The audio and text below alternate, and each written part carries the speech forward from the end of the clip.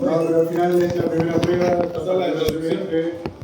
sirve para saber cómo hacen las pruebas los profes, sirve para saber cómo estudiar también, cómo prepararse. Así que si se toman un rojo, o sea, si sacan un rojo, no es lo peor del mundo, todos hemos pasado por eso.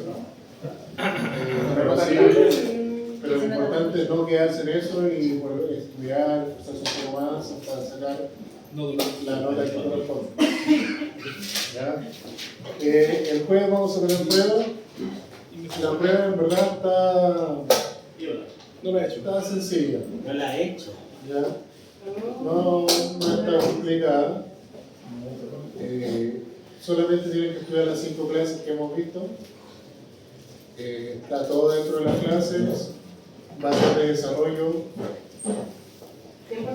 100%. Muchas preguntas. Unas 15, 20 preguntas. Mejor tirar las 5.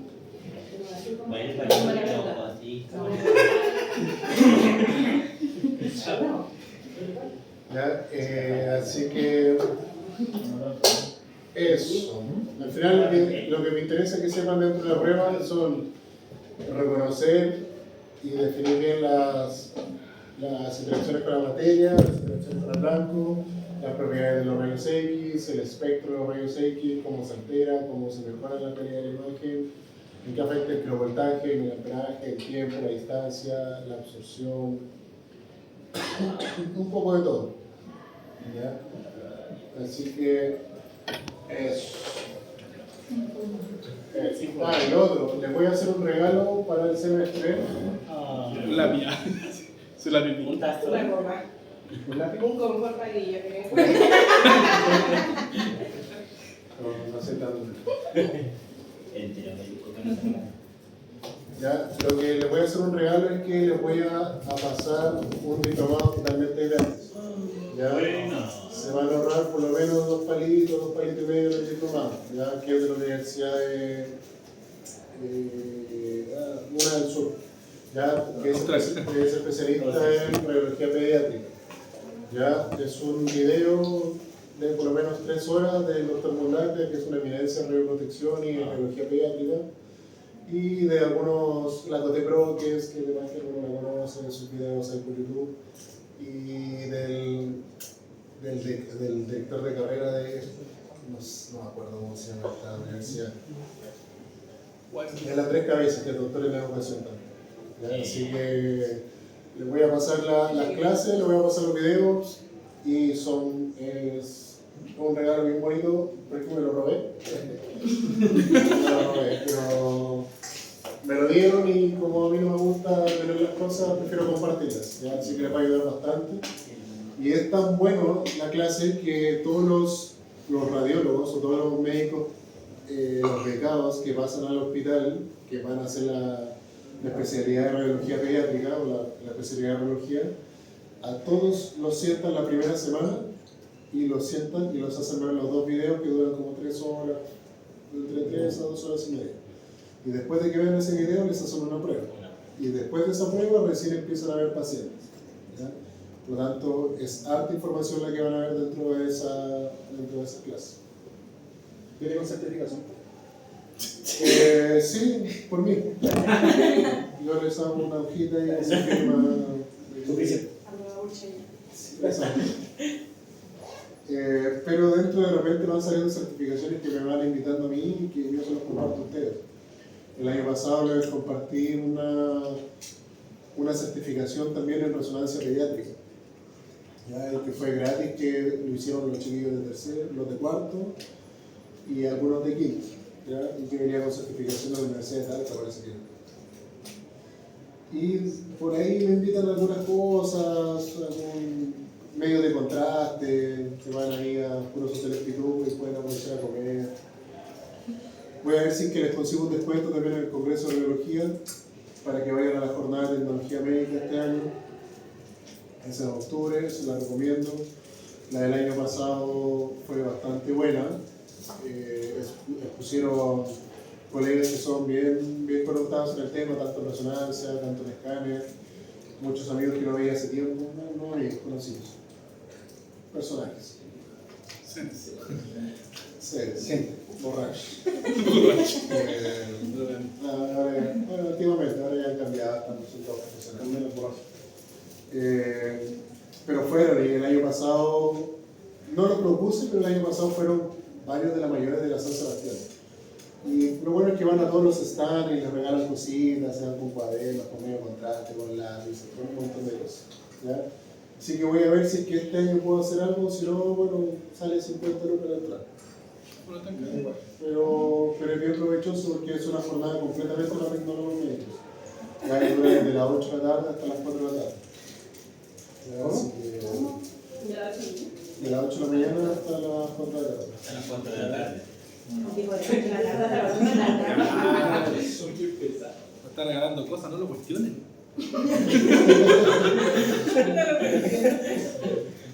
Así que eso, ¿no? Y aparte de una buena instancia para hacer lobby también. Una buena instancia para hacer lobby, para conocer gente, y metiéndose un poco en el mundo de esto. ¿Dónde va a ser? El año pasado fue en Casa Piedra, ahí en el convencional, donde hacía Juan. No, en Casa Piedra, no sé si cachan Casa Piedra. Se llama Convención de no sé qué cosa de.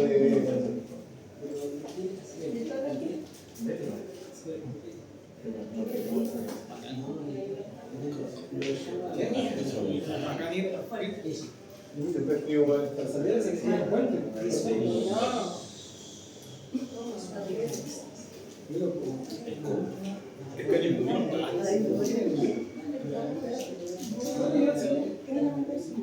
No, Felipe, se le está dando porque no quiere mandar el papel. Es que no quiere mandar el papel. Escúchate mi voz. Te la doy porque no quiere mandar el papel. Ya lo ofrecí, lo que necesitaba. Y decía, era imposible. ¿Cómo son así diciendo niña, chica? No me había visto. Y decía, No, estás hablando. voy a poner mi número. Sí, voy a.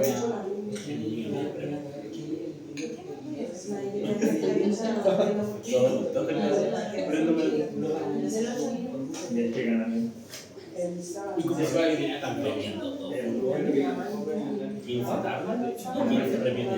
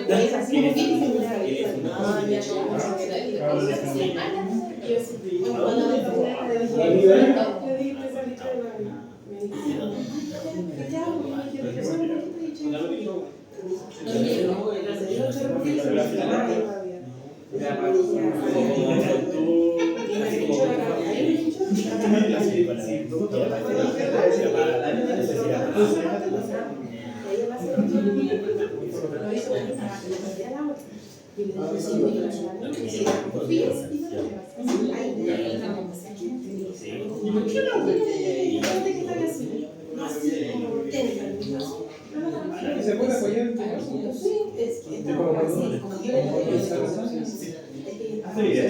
me siento a las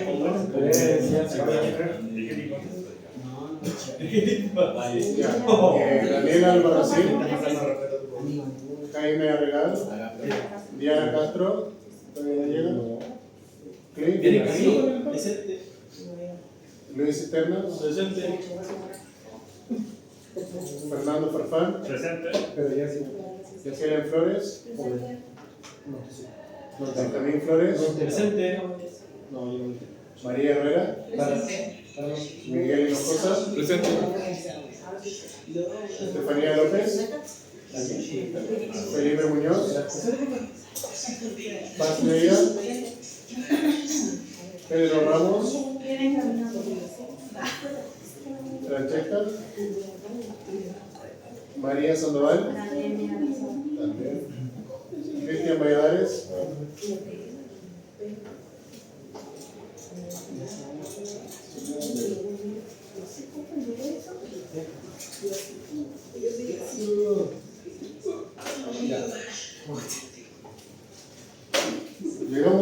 la clase pasada, ¿no es cierto? No. ¿Alta velocidad? ¿O hasta contraste? No pasa Antes. Hasta aquí entonces. Ya, entonces. Ya, vamos a hablar entonces un poco de la velocidad. Dentro de la velocidad, esto viene a hablar un poco de las películas biográficas. Ya antiguamente estaban los chasis de película rápida, los de película lenta. Ya entonces uno tenía que escoger el chasis adecuado para lo que quería tomar. Generalmente lo de la película rápida eran todos los que eran de extremidad superior e inferior, y todos los que eran de película lenta eran como los que tenían mayor cantidad de dosis. ¿Ya? O sea, entonces en este caso quería decir que a mayor velocidad generalmente tenía mejor contraste, y a mayor velocidad, o sea, menor velocidad, menos contraste. ¿Ya? ¿Se acuerdan cuando hablamos de curvas características? Hablamos de este pie, de este hombro y esta porción recta. Ya, todo esto es la curva característica que tiene que ver con las películas, ¿ya? Que antiguamente esta parte gris es la parte útil de una radiografía, la parte más hacia arriba, que es la parte más negra, la parte más radiolúcida, y la parte que se ve más blanca es la más radiopaca. Entonces, si yo tenía una dosis que era muy baja, quedaba como radiopaca. Y si tenía una dosis muy alta, quedaba como radiolúcida. Por lo tanto, tenía que ser un equilibrio y tenía que quedar en esta porción recta que tiene que ver con la curva característica. Esto tiene que ver también con el rango dinámico. Ya, el rango dinámico, si se acuerdan lo que era como la cantidad de grises que éramos capaces de observar dentro de un rango. Mientras mayor cantidad de grises uno podía ver, más rango dinámico, y mientras menor cantidad de grises, menor rango dinámico. ¿Ya? Por lo tanto, acá hablamos un poco de lo mismo. Esto es solamente en películas. ¿Ya? Cuando hablamos ya de radiología digital o de flat panel, ya se pierde esta curva característica y se convierte en una pendiente. ¿Ya? Por lo tanto, nos conviene a nosotros que podemos, con una dosis muy baja, con una dosis muy alta, igual podemos tener una buena imagen. O se puede rescatar la imagen, puede ser diagnóstico. Eso con velocidad. Ahora, ya empezamos a entrar un poco en la parte divertida, donde empezamos a unir todos los conceptos que hemos estado viendo, ¿ya? Y que espero que igual hayan estado estudiando, porque la prueba es el jueves. Por lo tanto, yo creo que ya están bastante avanzados con la materia y con las definiciones. ¿Qué es un artefacto radiológico? ¿Ya? Un artefacto radiológico es todo, se define como toda densidad óptica presente en una radiografía que no es propia de la interposición anatómica de un haz de rayos X. Por lo tanto, un artefacto es todo lo que no es algo propio del cuerpo. ¿Ya? Cualquier cosa externa o que tenga una densidad distinta a lo que el cuerpo puede producir es un artefacto. ¿Ya? Tengo esta imagen, esta radiografía de tórax. Ustedes pensarán, ¿esto es una radiografía con artefacto o sin artefacto? Pensando que en esta es la definición. No. Con artefacto. Con artefacto. ¿Por qué creen que es con artefacto? Porque hay algo distinto a la anatomía normal. Ya. No sé si hay aire líquido. ¿Y esto distinto es distinto porque es algo externo al cuerpo o es propio del cuerpo? Yo creo que es algo propio. Y si fuera propio del No cuerpo, tendría artefacto. no sería artefacto, ¿no es cierto? Identifican qué es esto, ¿no es cierto? ¿Qué es? Tórax. Una radiografía de tórax, ¿no es cierto? Esta radiografía les llama la atención, obviamente. Este es el pulmón izquierdo y acá debería estar el pulmón derecho, que en esto no se ve. El pulmón, ¿cómo se tiene que ver en una radiografía? Radiolúcido. Radiolúcido. ¿Cómo se ve acá el pulmón izquierdo? Más negrito comparado con el derecho, ¿no es cierto? Ya. Para cumplir los criterios de evaluación de una radiografía de tórax hay muchos. Uno de esos es que para que esté bien tomada una radiografía de tórax tiene que tener por lo menos entre 9 a 11 espacios intercostales. Ya, eso es lo que debería tener. Acá podemos ver que tiene 1, 2, 3, 4, 5, 6, 7. Y quizás con ese podría ser un octavo, pero no llegaría a cumplir los criterios de evaluación. Ahora, uno igual tiene que entender la clínica del paciente para tener criterios si es que se va a tomar o se va a repetir esta radiografía. Esta radiografía, ustedes piensan, ¿fue tomada de pie o fue tomada acostada? ¿Qué dice el público? Puede ser ambos. O sea, obvio que la radiografía se puede tomar sentado, acostado, tenedor. Sí. Siento que está muerto. Pero este que estoy mostrando acá, ¿Quién murió? este que está acá, ¿está tomado acostado o parado? ¿Quién dijo acostado? ¿Por qué acostado? Por la forma que está como así, ¿Ya? como que fue tomada la fuerza. Por dolor. Como que fue tomada la fuerza. Lo mataron y no. ¿Ya? Me pareciera como si estuviera así como pedaleado, así como. Como saco papa. Yo creo que puede ser un pediátrico. Es que si estuviera parado, el hombre estaría más relajado, ¿no? No, Estaría más como. El hombre estaría más relajado si estuviera de pie. no necesariamente. No, porque te la toman así. Puede ser tomado así, puede ser tomado adaptativo. Lo importante es tener evaluaciones de proyectar la escápula también de los pulmones. Pero hay una razón anatómica que te dice si es que está acostado o sea, ya, es una radiografía que se toma acostado. Pero hay una razón anatómica que te dice que por qué es acostado. La mama. ¿Qué? La mama de la persona sin infierno, o sea. ¿Por el diafragma? Puede ser un punto, pero ¿esta persona tiene mamas? No. Al lado izquierdo no. Ya. Veamos esta imagen. ¿Qué creen ustedes anatómicamente les podría hacer un signo para saber si es que está acostado o está parado? ¿La clavícula? ¿No? ¿El diafragma? ¿No? Puede ser ambos. Piensen en la gravedad. La columna. Ah, claro, si tiene alguna patología en el pulmón, el líquido se va a dispersar. Ya, esa puede ser una buena observación. Si estuviera parado, estaría más abajo el líquido. Eso. Ya, los voy a ir ayudando. El hígado, ¿hacia qué lado del cuerpo está? ¿Hacia el lado izquierdo o hacia el lado derecho? Derecho. ¿Este sería el hígado? No. Este sería el hígado, ¿no? Sí. ¿Qué debería estar acá? ¿Qué estructura o órgano debería estar acá? Diafragma. El estómago, ¿no es cierto? El estómago. Y no se ve la burbuja gástrica. No se ve la burbuja gástrica. ¿Y por qué no se ve la burbuja gástrica? Abajo.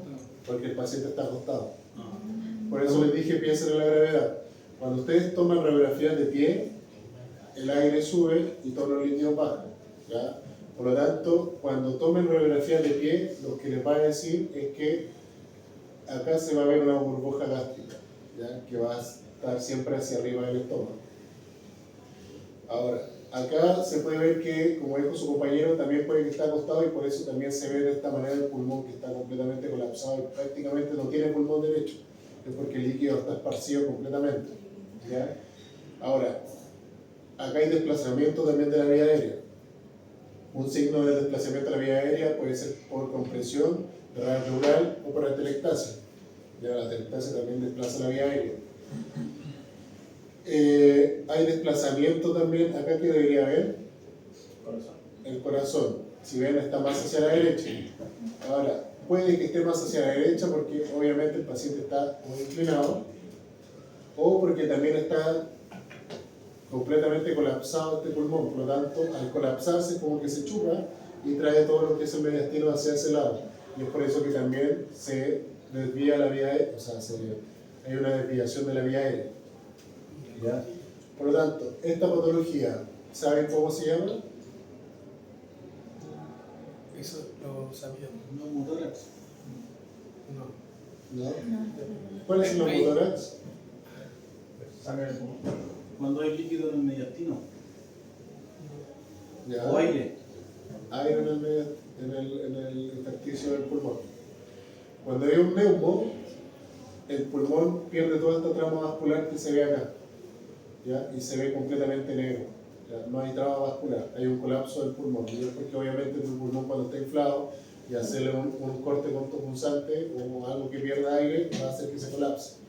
En este caso, esta patología que está acá se llama derrame pleural, ¿ya? Porque hay un líquido dentro del pulmón y en este caso hay tanto líquido dentro del pulmón que está colapsando la parte pulmonar y está haciendo una desviación de la vía aérea hacia el lado colapsado y una desviación del mediastino también hacia el lado colapsado, ¿ya? Por lo tanto, este podría ser un derrame pleural con signos de lactancia también, ¿ya? Ahora, dentro de los criterios de evaluación de un tórax, tiene que haber equidistancia entre las clavículas, tiene que haber 9 espacios intercostales disponibles, no cortar las ápices, no cortar los ángulos costofrénicos, y que no haya ni rotación ni inclinación dentro del tórax. ¿Ya? Les voy adelantando los criterios de evaluación de un tórax. Pero acá sirve un poco para ir entrando un poco en la materia de este mundo de la radiografía.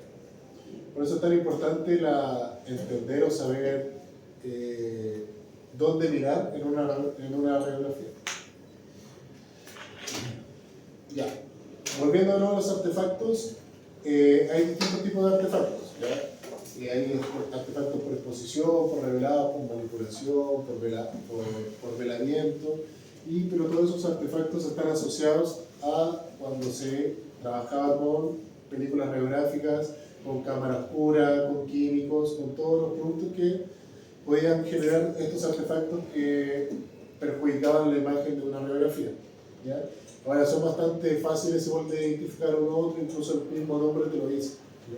Ahora, estos artefactos que ustedes van a ver acá, no los van a ver dentro de la radiografía normal, porque eran más asociados a películas radiográficas y cámara oscura.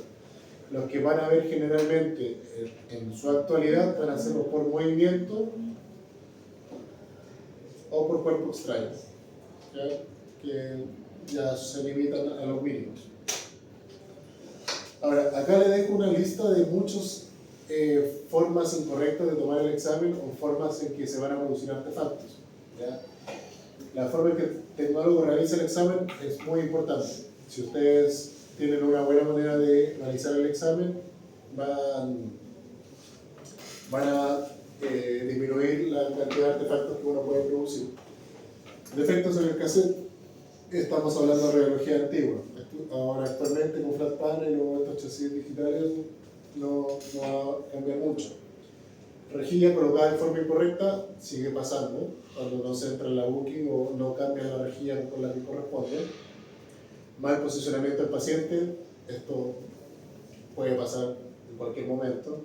Movimiento del paciente, obviamente que se mueva. Exposiciones prolongadas. ¿Cuándo tendríamos una exposición prolongada? ¿Qué significa eso? Si yo tengo una exposición prolongada, significa que el disparo va a durar más, ¿no es cierto? Si dura más el disparo, estoy aumentando el tiempo. Si yo aumento el tiempo, mayor radiación. ¿Qué aumentaría si es que yo aumento el tiempo? ¿El kilovolt o el miliamperaje? El miliamperaje. Y si yo aumenta el miliamperaje, que aumenta el tiempo, ¿qué aumenta el miliamperaje? La cantidad de fotones. Si yo aumento la cantidad de fotones y aumento el tiempo al paciente, ¿qué le estoy aumentando? La dosis. Y si yo le estoy aumentando la dosis, ¿qué efecto estoy asociándolo?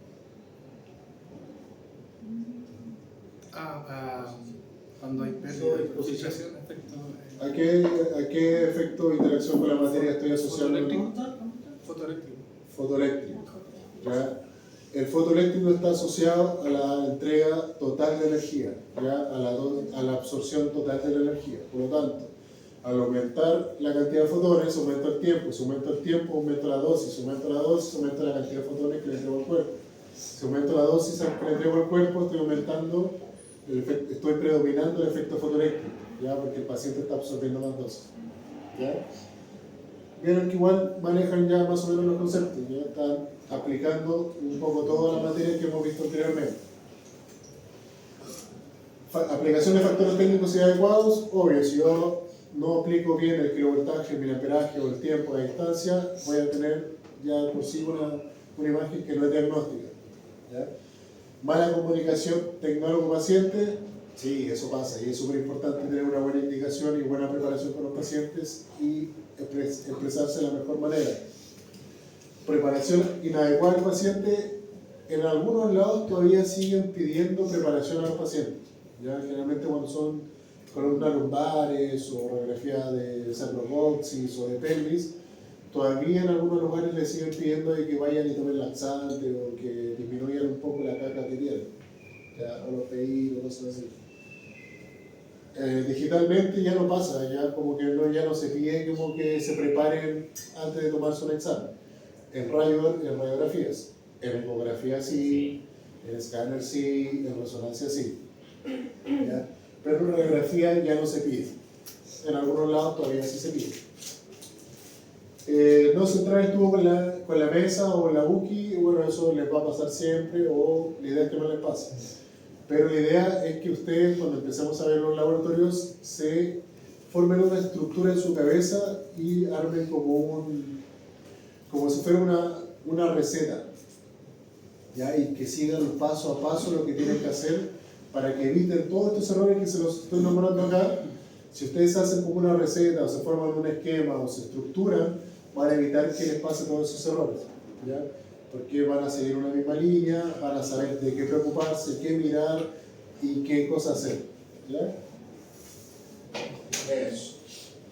Bueno, acá se ven los artefactos de exposición comunes, que como son objetos externos, pueden ser lentes, piercing, cadenas, polerones, cualquier tipo de esas cosas que se ven dentro de una imagen, ¿ya? Y movimiento inadecuado también del paciente.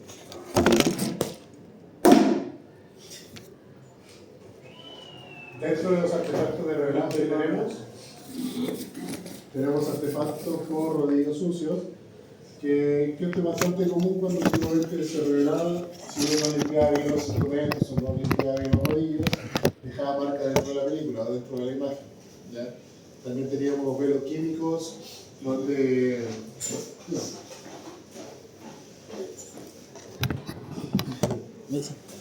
que cuando los productos de repente, como acá había que tener un control químico de los productos para revelar, si es que no había un control o se abría la puerta cuando se estaba revelando la cámara oscura, generalmente se podría velar las imágenes y químicamente también podía pasar cuando no se tenía una buena concentración química de los productos que uno tenía.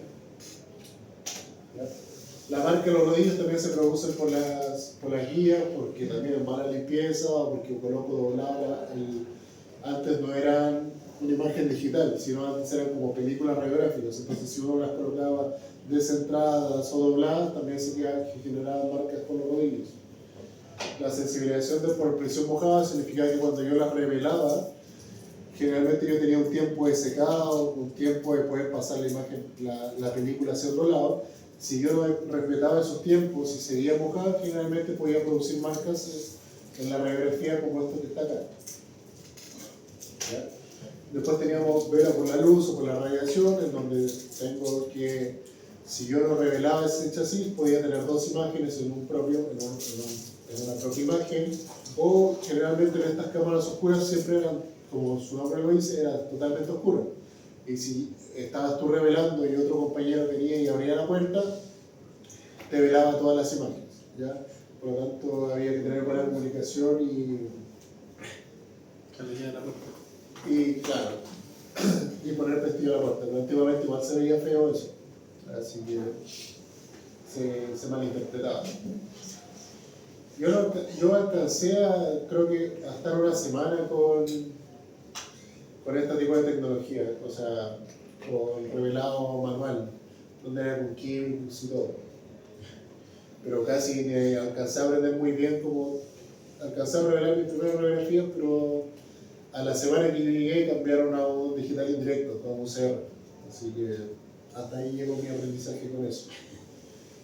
Y yo creo que actualmente en Chile no hay ningún equipo que tenga todavía se revele, ya han cambiado todo. Aparte que es pérdida de tiempo, es pérdida de material, es pérdida de optimización, de recursos, un montón de pérdidas.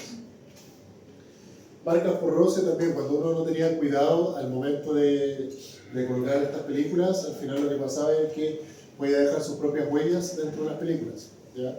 Así que generalmente se notaban en las radiografías, ¿sabes? O sea, uno las tenía que tomar con unas pinzas especiales ¿sí? Y las colgaba y las colocaba en el secado. Los artefactos por electricidad eran generalmente por el calzado, porque de repente uno con la ropa que usaba tenía como que descargarse. Generalmente esto pasaba mucho y cuando ahí me decían de repente, esa semana que pasé, cuando entraba a la sala me decían toca la pared antes de manipular cualquier cosa para poder descargarla, ¿ya? Porque de repente si yo entraba y no tocaba la pared o tocaba madera que estaba por ahí cerca, tocaba las placas y le daba como electricidad electrostática y se producía estos artefactos que se ven acá, ¿ya? Entonces uno le decía ya descárgate y siempre tenía que tocar algo, ¿ya? Y eso pasaba mucho con la ropa o con el calzado que uno usaba. Entonces, había muchos artefactos de manipulación y almacenamientos comunes. Era súper importante mantener el control de la temperatura, de la concentración de los químicos, de la oscuridad, para disminuir todo este tipo de problemas de artefactos, ¿ya? Y mantenimiento también de los rodillos y del revelador. ¿Hasta ahí alguna duda? ¿No? Ya. Entonces ahora vamos a hablar un poco de los factores geométricos, ¿ya? Vamos a entrar levemente a los factores geométricos porque después vamos a tener una clase específicamente de factores geométricos. Pero ahora vamos a hablar de que principalmente existen tres: la magnificación, la distorsión y el desenfoque del punto focal. Magnificación, como ustedes ya saben, es toda estructura que aumente de tamaño a su tamaño real, ¿ya? Esa es magnificación. Si yo tengo este mouse y yo en una imagen lo veo más grande, significa que lo magnifique, ¿ya? Distorsión es cuando yo altero la forma o el grosor de un objeto modificando su forma normal, ¿ya? Y esto se puede modificar de distintas maneras, la vamos a ir viendo. Y el desenfoque del punto focal es muy parecido a lo que es el efecto talón, ¿ya? Pero hablando más que todo de los focos finos y el foco grueso, ¿ya? Yo no hablo de mayor energía hacia el cátodo ni hacia el ánodo, sino hablo de mayor desenfoque focal, ¿ya? Pero viene casi del mismo principio, ¿ya? Entonces, magnificación en una radiografía es que van a parecer más grandes de lo que es. Normalmente uno debería evitar la magnificación, ¿ya? Deberíamos tomar las radiografías que fueran del mismo tamaño real que corresponde, ¿ya? Uno debería evitarlo. ¿Y cómo se evita? Acercando lo más que se puede al receptor de imagen, ¿ya? Uno aceptando una estructura lo más que se puede al receptor de imagen, hago que la imagen se vea lo más real posible, evito la magnificación, ¿ya? Generalmente todas las radiografías, o la mayoría, casi yo creo que el 95% se toma a 100 metros, a 1 metro, a 100 centímetros, ¿ya? O a 1 metro 10 centímetros. Y unas muy pocas radiografías se toman a 1 metro 80, 1 metro 50, 1 metro 20, dependiendo de la radiografía que uno quiera tomar.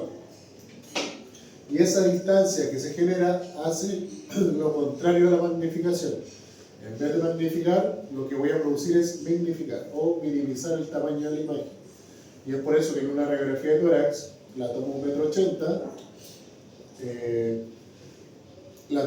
80, para que el tórax no se quede del tamaño normal, sino como que disminuya su tamaño para que quepa dentro de un chasis, ¿ya? Si yo no aumentara la distancia, no entraría completamente el tórax, ¿ya? Cortaría así, ya sea las ápices o los ángulos costofrénicos. Y algunas otras radiografías como la columna vertebral, la extremidad inferior, la cromioclavicular comparativa que se toma de aquí a aquí. Todas esas radiografías se toman como 1,80 m de distancia, ¿ya? Y bueno, y el factor de magnificación se puede calcular, ¿ya? Que al final tiene que ver cuánta es la distancia de la fuente al receptor, cuánta es la distancia del objeto a la fuente, y gracias a eso uno puede decir cuál es el tamaño del objeto, cuál es el factor de magnificación o qué tanto lo estoy agrandando, ¿ya? Se puede calcular. Pero al final, como yo les digo, lo más importante es acercar la estructura lo más cercano que se pueda al receptor de imagen. Haciendo eso, voy a evitar magnificación. Un ejemplo claro es la radiografía de tórax. De nuevo, si yo tengo la radiografía de tórax en antero-posterior, o sea, apoyando la espalda, el corazón está más hacia anterior, por lo tanto el corazón al obtener la imagen se va a ver más grande que si yo lo tomara en posterior o de forma PA. ¿Ya? En PA yo voy a tener el corazón más cerca del receptor de imagen, por lo tanto se va a ver del tamaño que corresponde. Ahora, la distorsión puede producir una magnificación, un aumento del tamaño puede ser una distorsión de este objeto, el grosor del objeto también puede generar una distorsión, la posición también, porque si este objeto es así, pero si yo lo muevo de esta manera, va a cambiar la disposición de cómo se vea en la imagen, por lo tanto es una distorsión del objeto, ya de la forma normal. Y la angulación también puede generar una distorsión, ¿ya? Si yo tengo una fuente que está disparando de arriba hacia abajo, me va a captar esta forma. Pero si ahora ese objeto, en vez de disparar de arriba hacia abajo, dispara en forma diagonal hacia el objeto no se va a ver de esta manera, sino se va a ver más alargado. Por lo tanto, provoca una distorsión. ¿Ya? Vale. Entonces, la distorsión puede ser provocada por distintos métodos. El grosor del paciente, la angulación, la disposición y la disposición y luego la posición del objeto. ¿Ya? Son todas las formas en que vamos a generar una distorsión. Y como ya les dije, el desenfoque del punto focal tiene que ver más que todo cuando yo disparo hacia el blanco yo voy a tener un foco fino y un foco grueso. El foco fino va a ser para estructuras más finas, mejor resolución espacial. El foco grueso para estructuras más grandes, ¿ya? Por lo tanto, que necesitan mayor cantidad de energía. Entonces, ¿qué es lo que va a pasar? Va a ser muy parecido a lo que es el efecto talón. Va a llegar la energía, va a chocar acá, pero acá ya no lo vamos a ver como energía, sino lo vamos a ver como si fuera luz. Entonces, esta luz, por esta misma filtración que va a tener hacia el ánodo, no va a tener tanta luz hacia el lado del ánodo, pero va a tener mayor cantidad de luz o mayor desenfoque focal hacia el lado del cátodo. ¿Ya? Si se dan cuenta, este desenfoque es mucho más grande que el que está acá. Por lo tanto, a esto se le llama penumbra. Ya el desenfoque o borrosidad que genera una imagen por la luminosidad que va teniendo. O la resolución que va a tener la imagen va a ser menor. En este lado y acá va a ser mejor. Ahora, los factores de exposición que acá tenemos, el kilovoltaje, el miliamperaje, el tiempo y la distancia, van a alterar cómo se va a ver la imagen, ¿ya? Y lo vamos a ver poco a poco, y acá sí quiero que se concentren bien y pongan mucha atención porque acá vamos a combinar casi toda la materia que hemos visto. Vean esa imagen. Tengo tres imágenes donde solamente modifico el kilovoltaje. Estoy pasando de 60, aumenté 10, 70 y aumenté de aquí a acá, aumenté 20. Y mantuve constante el miliamperaje. Se ve harto cambio en la imagen, ¿no es cierto? Este se ve más rayo opaco, este más rayo lúcido. Y solo alterando 20 unidades de medida de kilovolt. ¿Ya? Por lo tanto, esto le demuestra que yo modificando el kilovoltaje puedo cambiar bastante la imagen. ¿Ya? Ahora, ¿por qué cambia bastante la imagen? Y ahora voy a volver a este gráfico que habíamos visto en unas clases pasadas. Cuando yo aumento el kilovoltaje, estoy aumentando intrínsecamente la cantidad de fotones y estoy aumentando la energía. Por lo tanto, el espectro aumenta en amplitud y se va hacia la derecha. No dicho de paso, cuando yo aumento el miliamperaje, solo aumento la cantidad de fotones, más no aumento la energía. ¿Ya? Por lo tanto, cuando yo tengo esta imagen, cuando aumento el kilovoltaje, estoy aumentando la energía y la cantidad de fotones. Por lo tanto, le estoy entregando más cantidad de fotones y le estoy entregando más energía. Por lo tanto, lo estoy quemando a la radiografía. Y por eso se cambia tanto y se altera tanto esta radiografía. Ahora, si yo les coloco otro ejemplo, y no modifico el kilovoltaje, pero sí modifico el miliamperaje, como se ve acá, la radiografía no cambia tanto como si fuera el kilovoltaje. Y acá estoy aumentando mucho más el miliamperaje. Estoy pasando de 25 miliamperes a 80, casi lo estoy triplicando. O sea, en este punto lo tripliqué y aún más. Y si se dan cuenta, esta sigue siendo diagnóstica, esta posiblemente diagnóstica, y esta, a pesar de que está quemada, igual se puede reconocer la cortical, a diferencia de esta. ¿Ya? Por lo tanto, ¿qué es lo que me dice esto? Que yo al mantener constante el kilovoltaje, no le estoy aumentando la energía, le estoy aumentando la cantidad de fotones. ¿Y qué me da la cantidad de fotones al final? El contraste. ¿Ya? No me va a alterar tanto el contraste del miliamperaje. ¿Ya? Me lo va a mantener o se va a poder jugar un poco con estas imágenes. Pero si yo modifico el kilovoltaje y el miliamperaje, me va a modificar todo. ¿Ya? Por eso hay que tener cuidado cuando se aumenta el kilovoltaje. Cuando se aumenta el kilovoltaje, yo tengo que bajar un poco el miliamperaje, porque si no voy a estar aumentando intrínsecamente las dosis y voy a estar quemando al paciente en cierto sentido. ¿Ya? Entonces, ¿qué va a pasar con el kilovoltaje? Que a mayor kilovoltaje voy a tener mayor penetración, por lo tanto mayor energía. Por lo tanto, la calidad de rayos X va a ser mayor. ¿Y qué va a pasar con aumentar el kilovoltaje? El contraste va a ser menor. ¿Ya? Son inversamente proporcionales. A mayor kilovoltaje, menor resolución de contraste. ¿Ya? Y a menor kilovoltaje, mayor resolución de contraste. ¿Qué tiene que ver esto con el contraste? Que a mayor kilovoltaje voy a tener menor cantidad de grises. Voy a estar hablando más de blanco y más negro. ¿Ya? La cantidad o la escala de grises disminuye. Y a menor kilovoltaje estoy dando pie para que aumente esa escala de grises y pueda poder diferenciar mayor cantidad de grises. A eso se refiere cuando hablamos de kilovoltaje que es inversamente proporcional al contraste. ¿Ya? Entonces es importante que acá entiendan que al aumentar el kilovoltaje aumenta la penetración, la penetrabilidad y disminuye el contraste.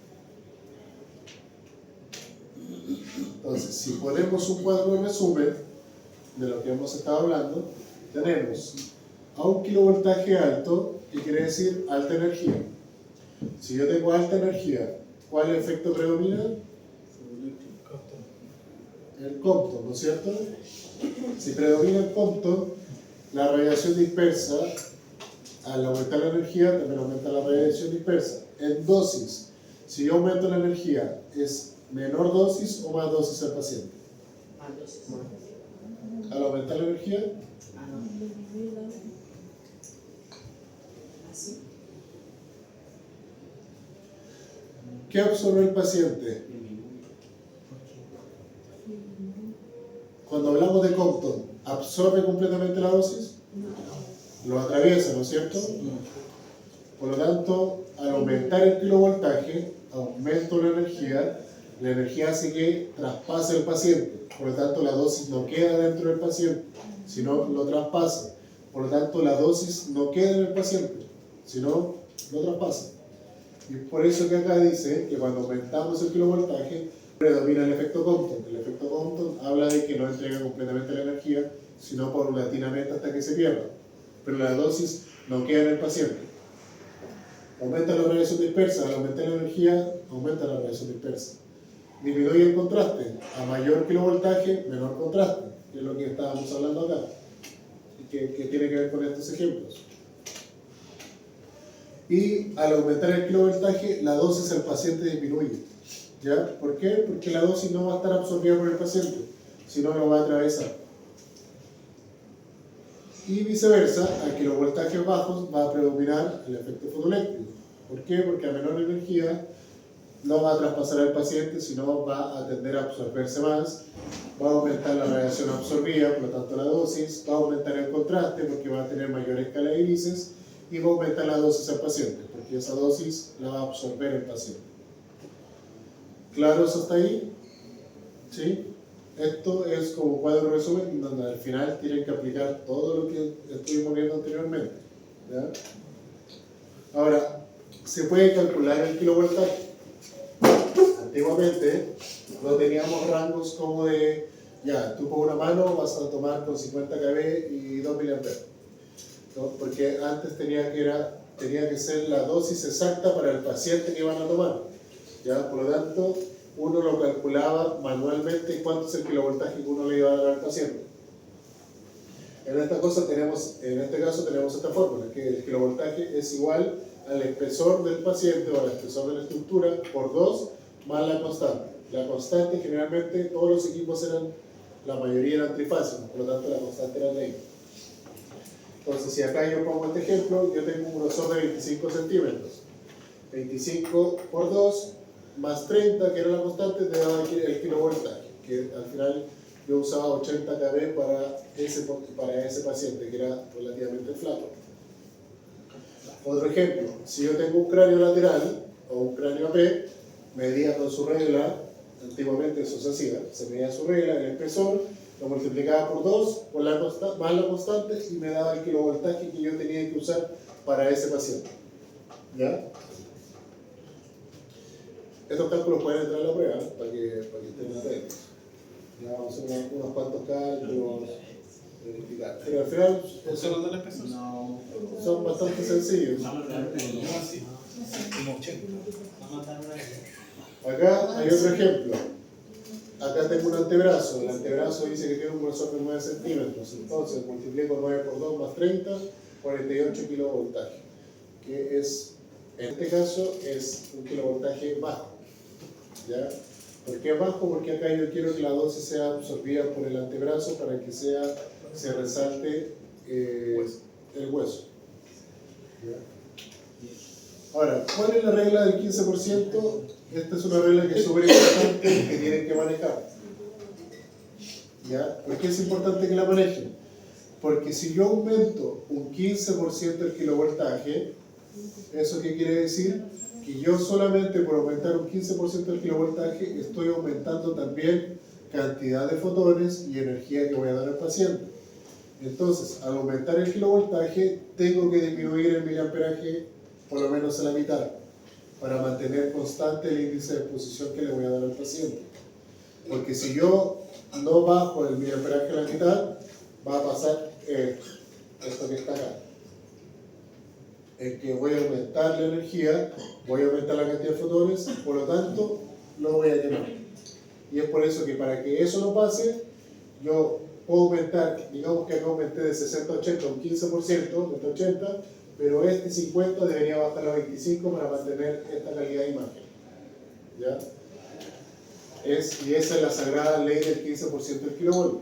Ahora, si yo disminuyo el 15% también del kilovoltaje, ¿qué va a pasar con el miliamperaje?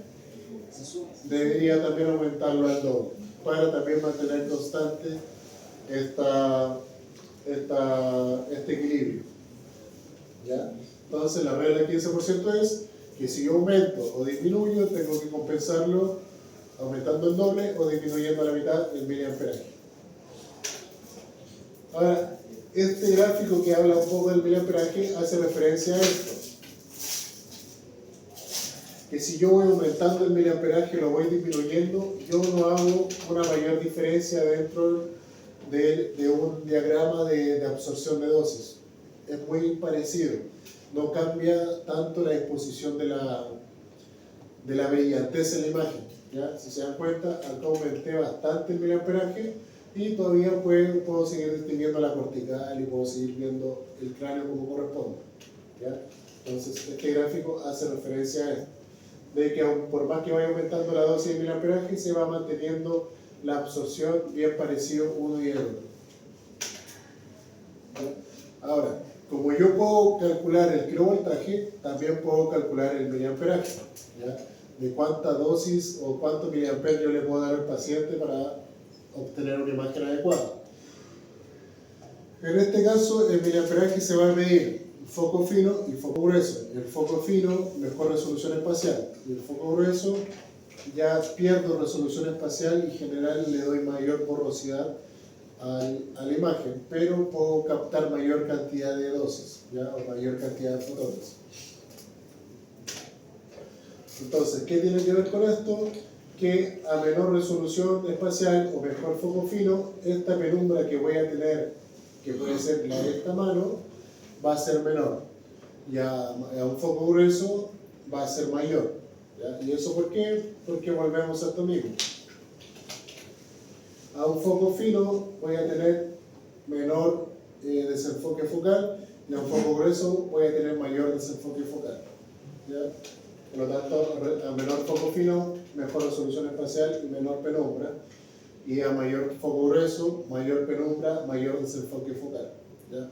Por eso están todas las cosas ligadas una de la otra.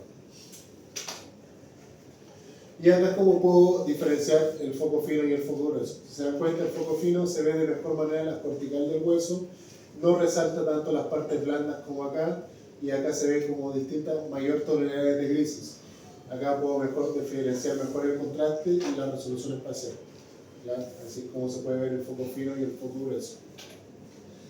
Y estas constantes miliamperimétricas que aparecen acá se usaban generalmente para poder calcular cuánto es la cantidad de miliamperes que yo necesitaba. ¿Cómo se hacía? Primero calculaba el kilovoltaje con este grosor del paciente y luego lo multiplicaba por estas constantes unidades miliamperimétricas que se tenían acá. Entonces, por ejemplo, yo tenía en este ejemplo un antebrazo que tiene un kilovoltaje 48 y un antebrazo es una extremidad del cuerpo. Por lo tanto, lo multiplicaba por 0,1 y me daba la dosis que yo tenía que darle al paciente.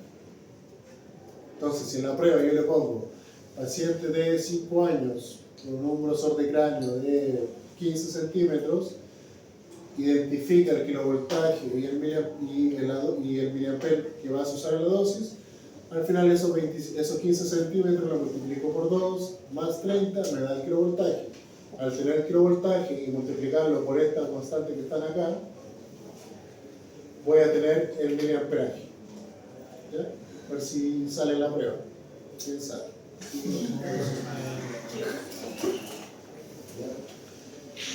Y ahora los tiempos de exposición tienen que ver con el miliamperaje. A mayor tiempo de exposición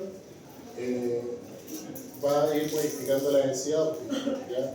Y el miliamper varía harto la densidad óptica. Al aumentar el miliamper, aumenta la densidad óptica, disminuir el miliamper, disminuye la densidad óptica. ¿Ya? Y esta es una imagen original de cómo se debería ver correctamente. Más rayo opaco, más rayo lúcido. Y acá hay unos ejemplos de unos cálculos para calcular el miliamperaje. Y acá hay otro ejemplo. Tenemos un kilovoltaje 70, lo multiplico por 0,5, 35 miliamperes. Ahora son 35 miliamperes en todo caso en este cráneo porque estamos hablando de radiología antigua, ¿ya? Películas radiográficas. En las radiografías de ahora se usa 65 kb con 20-25 miliamperes. Estamos por esa dosis. En este tiempo se usaba esta dosis, pero era dependiente de las películas. Ahora, la distancia también es importante. Yo al aumentar la distancia por lo menos 10 centímetros de distancia, tengo que compensar por la energía. Tengo que aumentarla por lo menos 4 kilovolts o 8 kilovolts dependiendo de cuánta distancia yo voy dándole de separación al examen. ¿Ya? ¿Eso qué quiere decir? Que si yo voy aumentando la distancia, tengo que también jugar con mi kilovoltaje para compensar esa distancia, porque ustedes saben por la ley del inverso cuadrado, se va a ir disminuyendo la dosis que le va a llegar al paciente. ¿Ya? Y por último tenemos este cuadro resumen también, que es un poco más de lo que hemos hablado en la clase de hoy.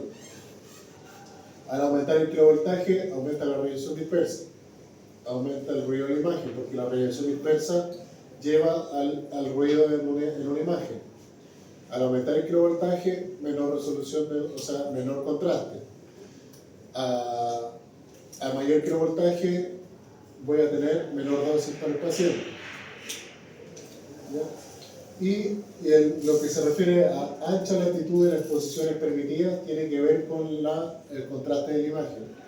Yo, al aumentar el kilovoltaje, estoy diciendo que va a reducir el contraste. Si reduce el contraste, la cantidad de grises que voy a poder ver va a ser menor. Por lo tanto, la latitud o el rango dinámico va a ser menor también, ¿ya? A eso se refiere esto.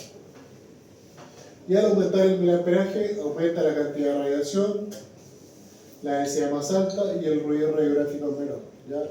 La manera para solucionar el ruido es dándole más miliamperes al paciente o mayor cantidad de fotones, ¿ya? Aunque eso conlleve a darle mayor dosis al paciente. Y acá tenemos un ejemplo de una técnica de alto kilovoltaje o de alto kilovoltaje, que es una radiografía de tórax, que se usa a kilovoltajes altos, estamos hablando de los 90 hasta los 120 kV. Y esto tiene que ver con la penetración de los fotones, la dosis de radiación que va a recibir el paciente, el tiempo de exposición, porque al usar kilovoltajes altos no necesito tanto miliamperaje, por lo tanto el tiempo de exposición van a ser bajos. Y bueno, ahí también habla de la radiación dispersa que voy a generar por este mayor aumento de energía. Y una técnica de bajo kilovoltaje, tenemos un ejemplo que es la mano, que uso kilovoltajes bajos, donde voy a tener mayor dosis al paciente porque voy a predominar el efecto fotoeléctrico que va a absorber por el hueso toda esa cantidad de fotones. Y va a depender también del miliamperaje el tiempo de exposición que voy a tener.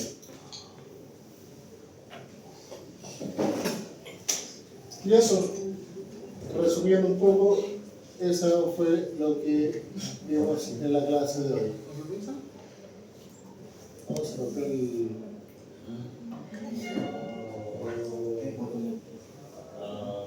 Divorcio.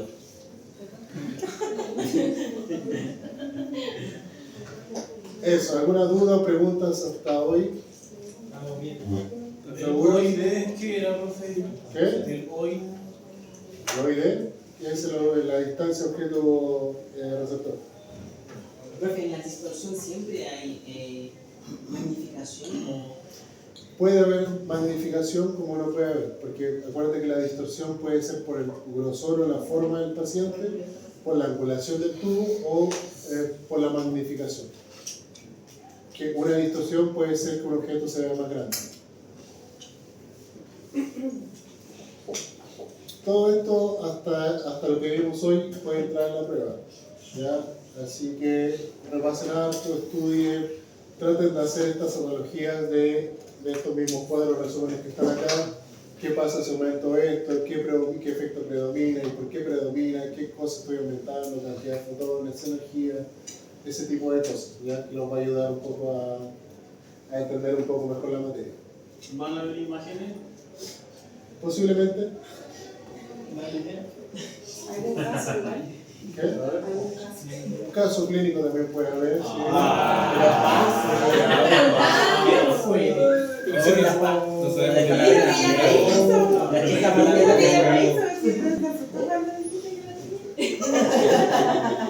sabemos denme idea si yo lo voy acoplando. Profe, ponga una... ¿En pareja? Solucionar y atrás. Y el uno aquí.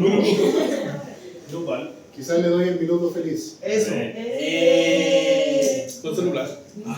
Depende del minuto. Ya. Ya. ¿Por qué no se...? Minuto final. No, tú no. Eso. Son las Felipe. 8.